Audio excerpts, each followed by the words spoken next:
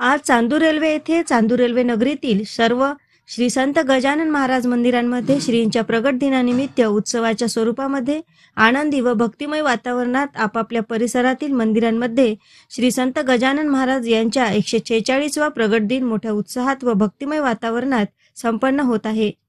यामध्ये पालखी शोभायात्रा, काल्याचे कीर्तन तसेच महाप्रसाद व मंदिराची सजावट करून सुंदर असे लाइटिंगने रोषणाई सुद्धा करण्यात आली आहे। एएस न्यूज महाराष्ट्र करिता चांदूर रेल्वे येथून सहसंपादक राजीव शिवनकर।